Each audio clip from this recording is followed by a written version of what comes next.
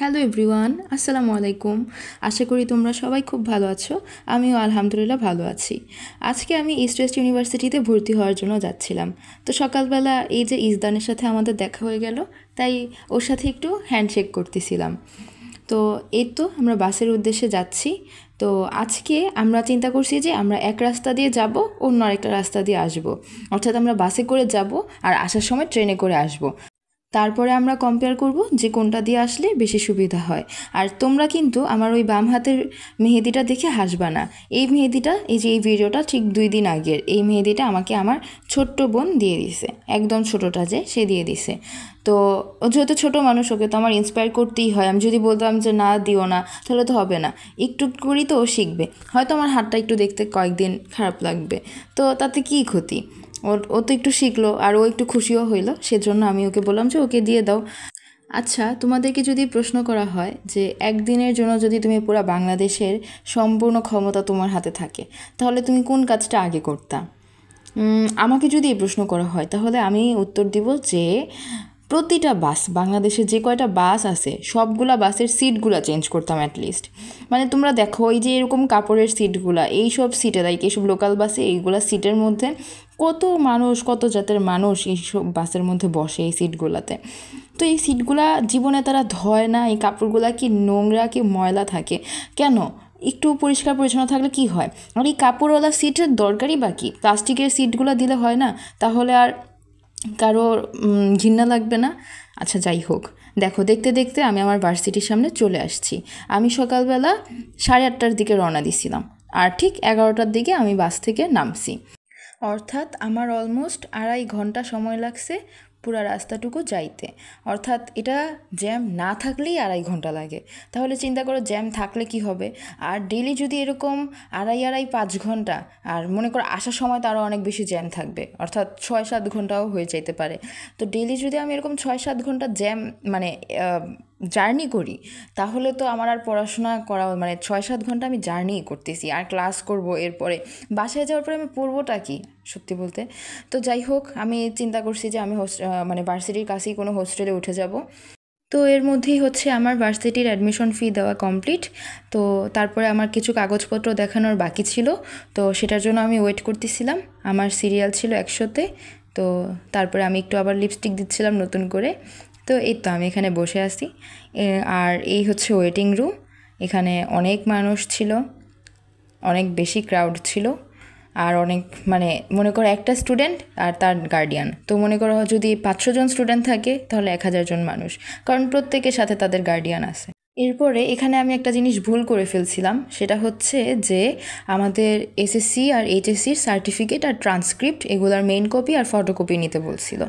কিন্তু আমি কি করছি, এইচএসসির যে ট্রান্সক্রিপ্ট সেটারই 2টা কপি নিয়ে গেছি, 2টা ফটোকপি নিয়ে গেছি। মানে একটা ফটোকপি এইচএসসি আর একটা ফটোকপি এসএসসির দরকার ছিল, অর্থাৎ আমি এসএসসির যে ট্রান্সক্রিপ্টের ফটোকপিটা সেটা নিয়েই নাই, বাট এইচএসসির ট্রান্সক্রিপ্টের 2টা কপি নিয়ে গেছি। তো আমি এতবার চেক করার পরেও কিভাবে এই ভুলটা করে ফেললাম আমি জানি না। বাট সেখানে সবাই খুব ফ্রেন্ডলি ছিল, কেউ আমাকে কিছু বলে নাই, কেউ বকা দেয় নাই। তো তারপরে আমি হচ্ছে এসএসসির ট্রান্সক্রিপ্টের ফটোকপি করে ওদের কাছে আবার জমা দিই। আর আমাকে জানানো হয় যে 25 তারিখে ওরিয়েন্টেশন। তো এরপরে আমি আর আব্বু মিলে ভার্সিটির ক্যাফেটেরিয়ার দিকে যাচ্ছিলাম। তো আমার যেহেতু সকালে নাস্তা করা হয় নাই, তো আমি যদি এখন নাস্তা করতে যাই তাহলে আমার দুপুরে আর খাওয়া হবে না। তো আমি চিন্তা করলাম যে একবারে দুপুরে খাইয়ে ফেলি।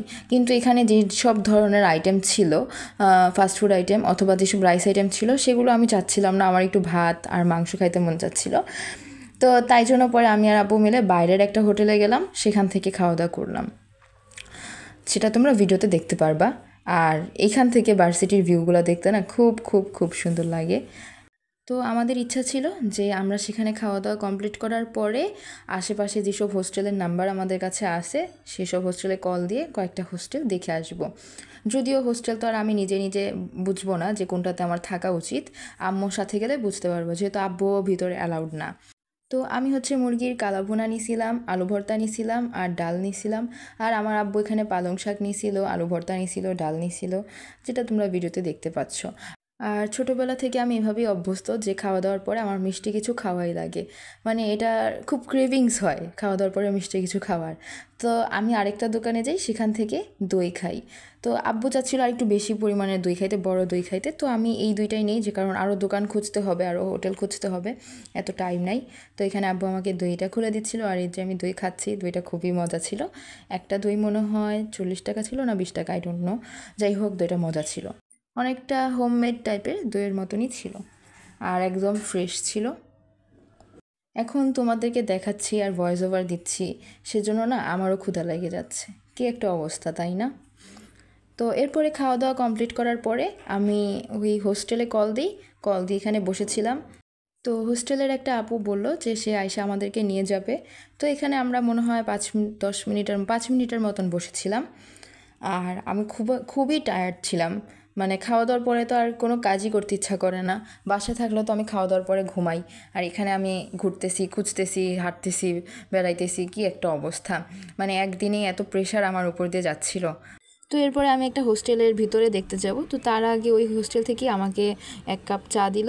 তো আমি এখানে চা খাচ্ছিলাম, যদিও রং চা দিয়ে আমার হয় না, এরপরে আমাকে আবার দুধ চা খাওয়াই লাগছে। তো এরপরে একটা হোস্টেল, 2টা হোস্টেল, 3টা হোস্টেল, 3টা বিল্ডিং দেখার পরে এই তো আমি আবার বাসার উদ্দেশ্যে রওনা দিব। তো এর আগে এই যে ভার্সিটির সামনের একটা ভিউ তোমাদেরকে দেখাচ্ছি, অনেক বেশি অ্যাস্থেটিক, অনেক বেশি সুন্দর। আর সেই দিন ভার্সিটিতে আমার অনেকের সাথেই পরিচয় হয়েছে, অনেকের সাথেই কথা হয়েছে। আশা করি কয়েকদিন পরে আরও বেশি পরিচিত হবে, আরও বেশি কথা হবে। আর আমি এখন ফেসবুকেও অ্যাভেলেবল আছি, তোমরা চাইলে আমার ফেসবুক পেজটাও ফলো দিতে পারো। আমার ফেসবুক পেজের লিঙ্ক আমি ডিসক্রিপশন বক্সে দিয়ে দিব। নূর ইন মাই নোটবুক লিখে সার্চ দিলেই তোমরা পেয়ে যাবা। আমি একটু সরি, কারণ আমার ভিডিওর লাস্ট এই কয়েকটা ভয়েসে হয়তো তোমরা একটু বেশি ক্রাউড শুনতে পাচ্ছ, কারণ আমি বারান্দায় বসে ভয়েস ওভার দিচ্ছি। Sorry to say that.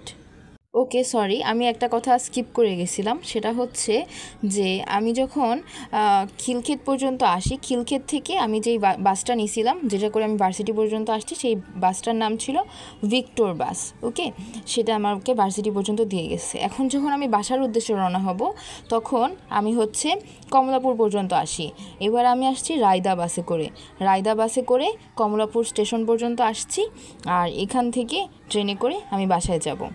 আর আমি যে এতদিন তোমাদের সাথে আমার যে ভ্লগগুলো শেয়ার করতাম, তোমরা দেখতা যে সেইগুলো, মানে আমার রেগুলার ভ্লগগুলো লাইক একই টাইপের হইতো।